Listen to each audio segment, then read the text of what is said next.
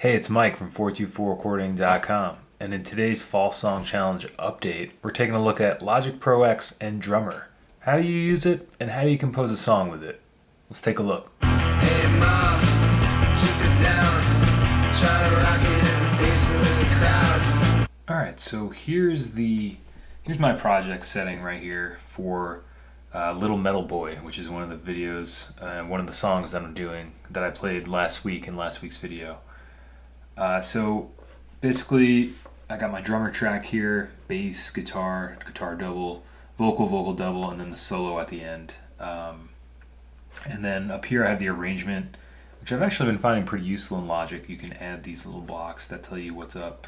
But today, so we're looking at drummer, right? So this track right here, Anders, this is where Anders played the drums for me in drummer, so which is really cool. But so the drummer functionality, basically you go to file, track, new drummer track, and that'll add this drummer track to your project. It adds a couple different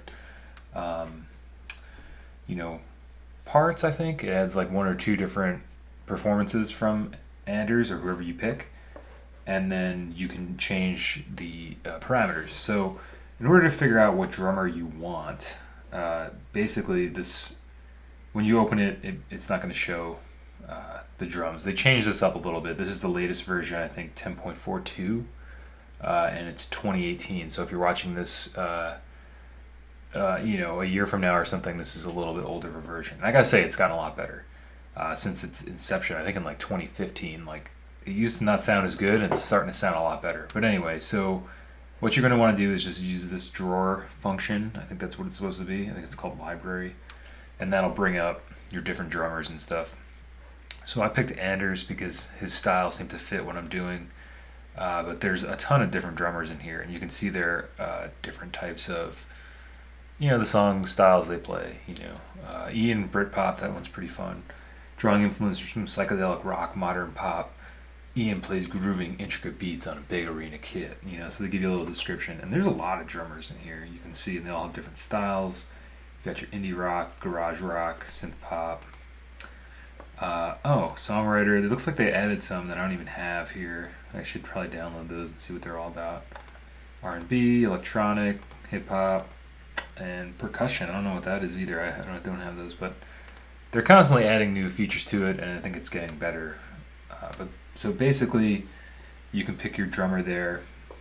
I have Anders selected. Obviously, if you go to change your drummer, I'm just going to hit cancel. But so that's how you pick the drummer you want, and it helps to play the song and see what they can do. And then down here, sounds, you can also change the drum kit that they're playing. Anders' kit is just called Heavy, and it's pretty fun to go through these and see what they sound like. Maybe we could do that toward the end or something, but basically down here you just pick, like, I think it changes.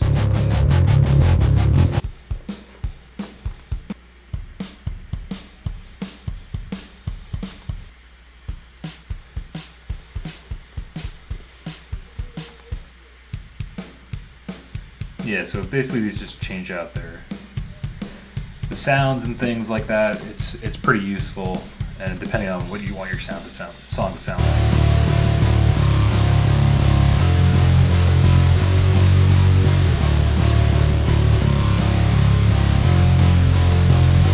I think I'm actually going to bring these down because this is fucking loud. It sounds loud in the headphones right now.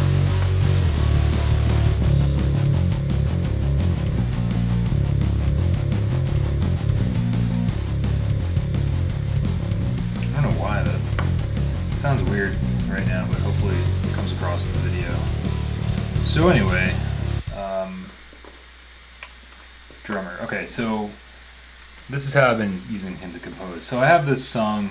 I've been trying to use Logic Pro X this time around in the Fall Song Challenge to just compose the songs. I once heard that Tom York from Radiohead said that GarageBand and Logic Pro X, while I don't know, basically said it's a great tool for composition. Even if you are going to record the songs again or record the tape or something, to use it just as a tool for composition is pretty sick. So I don't know if it's good enough for Tom York. It's good enough for me. So basically now what you can do with drummer is, I'm just going to close out this so we have some more room. So once you double click on one of the drum parts, now it brings up this, I guess, the parameters of what Anders is playing. So let's loop the first riff that I have, and we'll mess around with some of the things that he can do. So my first riff is, I don't know.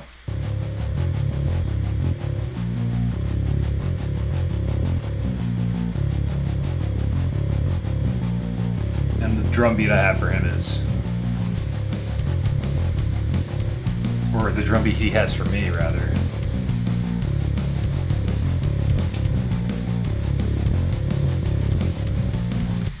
So, I don't know, I figured that drum beat sounded pretty good. It may have been the preset that loaded, but so now what you can do with this guy is you can change everything that he's doing. You can add a percussion part here. I guess I should talk about these presets first though. So basically 11th hour, I don't know what these are supposed to, I guess they're supposed to be like cliche type things. But if we change this to Black Veil, now as you can see here, the drum part changed. I'm going to zoom in a little bit. And we'll see what he does now. So there's pretty much no cymbals, it's all him going on toms. Let's check out Crimson.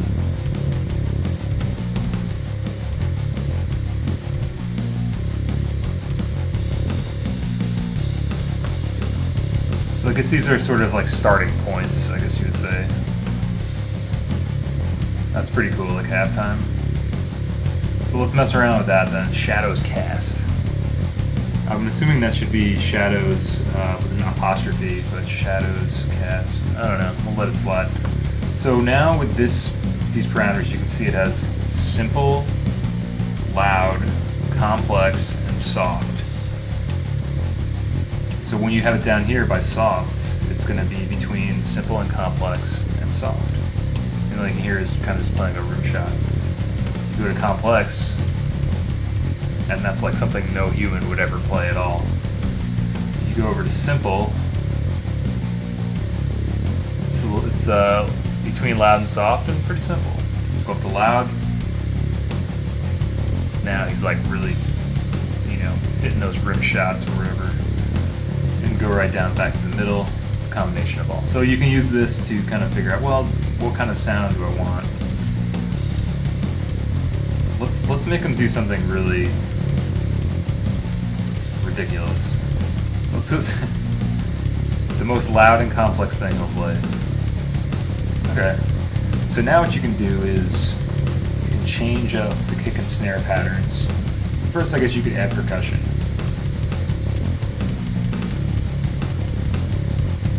I don't know why you would add any of this stuff to the metal, but... And then each one of those has 3 different type of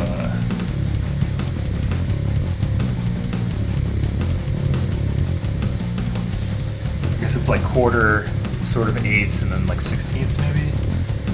I guess it depends on which, if you pick Shadows Cast or not. So now you can deselect the toms. You just want the kick and snare.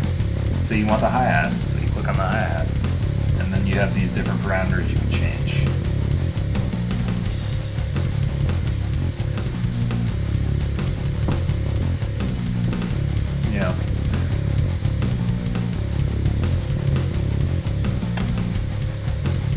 Or I guess more like that. Whatever you want it to play, it plays for you. Let's say you want cymbals instead, same deal. Now that's kind of like ride, bell of the ride, cymbals. So And then down here you change the kick and snare. I think I had it on halftime, which is really cool. You can also have him follow different, you can say follow, and then you pick a track, so I don't know, tell him to follow the guitar and see what he does. Sometimes it works, sometimes it doesn't. I don't know. But that's another option. And then halftime is what I had it. But you can do 2x. That's pretty cool. We'll go back to halftime. So now here is something that I think really changes whether or not Anders sounds like a human or doesn't, and that's the amount of fills that he does. Because if you pump this all the way, you can see that it changed now. Now he's just like using fills all the time. You can bring it back, check it out on this knob, the spectrum, you know, like what's what. Now there's less fills. Take out the cymbals, it sounds crazy. Go back to the toms. Swing is going to be the, you know, oh, he starts at 50%, which is good. This is like, you know, giving it more of a swing to it, more of a human feel again, you know, kind of a push and pull. And that just doesn't sound right because I played it very on. But this is the big key now for Anders. Details. That's where you're going to figure out a lot of shit. This is really where I think you can make them sound more real and fake. Feel, push and pull. So obviously when drummers play, they're either ahead of the beat or behind the beat. If you're right on, that usually sounds like a drum machine, which is kind of like what it sounds like on Just a Trick, because I play right on the beat, because I'm not the greatest drummer. And that's why I call it Anders. But so you can pull it. You can hear he's kind of like behind it, meaning he's pulling it more than he's pulling it more back, I guess you would say, and then pushing it. So now he's going to be like ahead of it, which sounds too far ahead. But so I think it was around here. Ghost notes are kind of like the little notes that are hit in between different notes on like maybe like a snare or a kick. That helps too. Like a lot of drummers do things like that, use ghost notes, and it just makes it seem more dynamic, I guess. Less more. And hi-hat, I don't know why this is blanked out. Probably because there's no hi-hat on the track. Let's see. Go back to the simple one. Yeah, there we go. Oh, so yeah, you can adjust. I don't even know if I've ever adjusted this. You can tell the hi-hat to be more closed or open. Again, devil is in the details. Or you can make them automatic. I don't know what that does. Maybe adjust it to what he's playing. So that's how you adjust all the different parameters for drummer. And I think the most important ones to mess with are details, and obviously the parameters: simple, loud, complex, soft. So now what you can do is,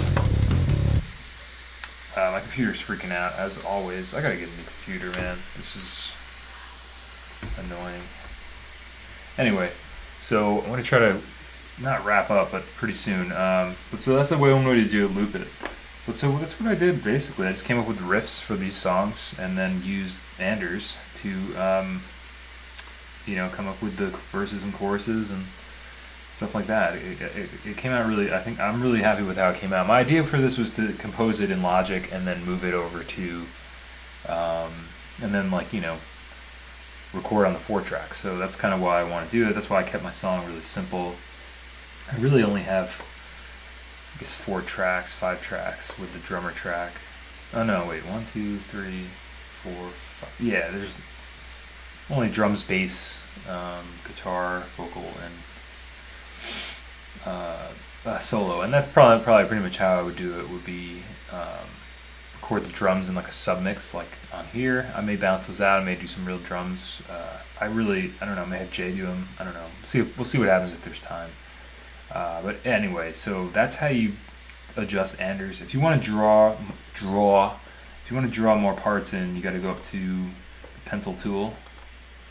And if you go to the drummer track and just you can draw in more parts for Anders, and then you can change those like how we adjusted those. Just double click on each one.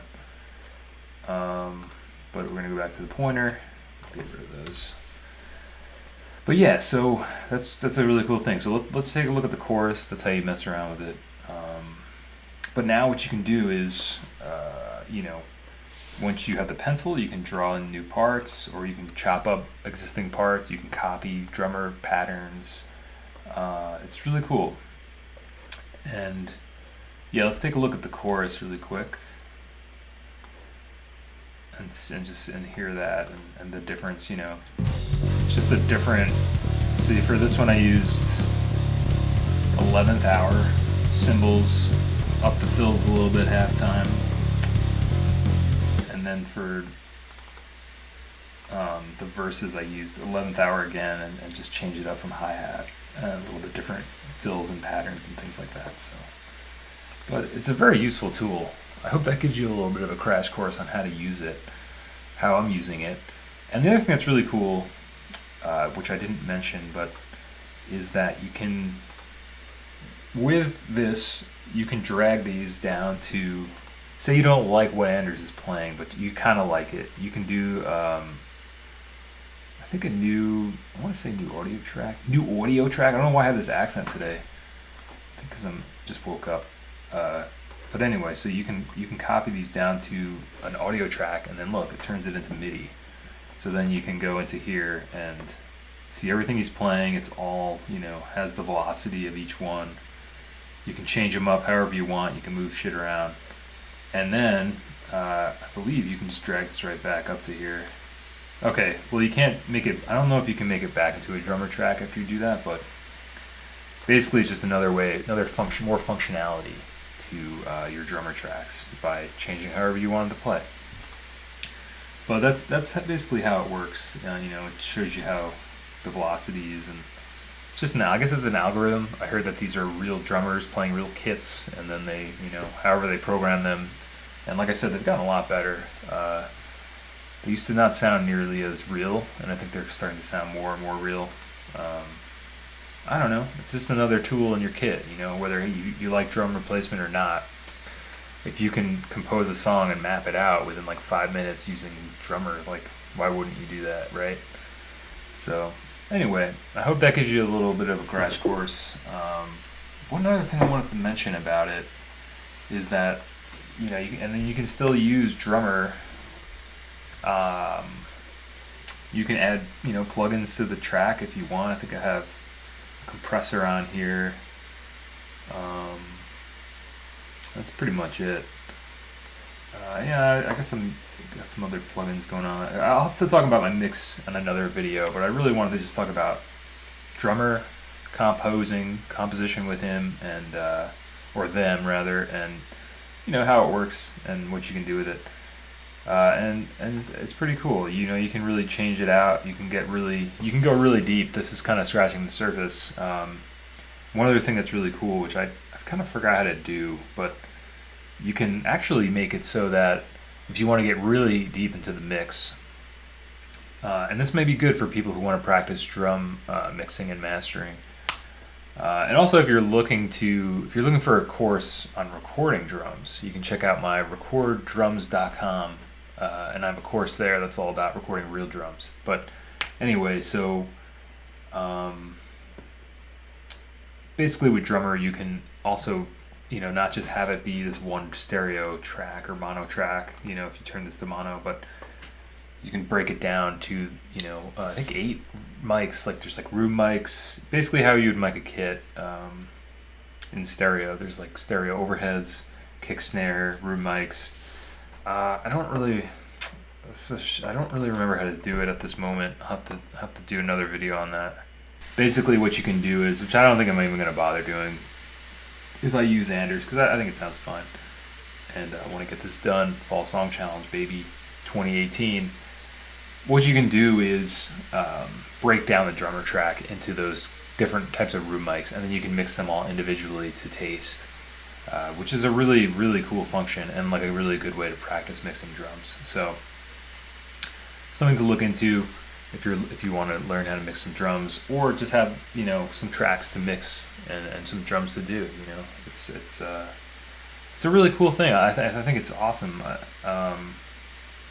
Especially if you want to jam at night and you don't have time to meet up with people, or you don't know anyone in your area, or the drummers you've worked with are D-bags. This is a really easy way to have a drummer on call 24/7 and hang 10 with you, and they'll do whatever you say, which I don't know. Anyway, so that's what I'm using for my composition tools. I hope this video helps. Thanks for watching. Don't forget to subscribe to my YouTube channel, you nerd. If you can check out my Patreon at patreon.com/424recording. Throw me a couple bucks. It really helps out. Appreciate that. And make sure you do something you want to do today, okay? We'll catch you on the flip flop. We'll catch you next week with the update. We'll talk a little about mixing the fall song challenge, and hope you have a good week. Hope things are going fruitful for you. Check out the forum, 424recording.com/forum. Update us with how you're doing. All right. Catch you on the flip flop. I think I said that already. Peace.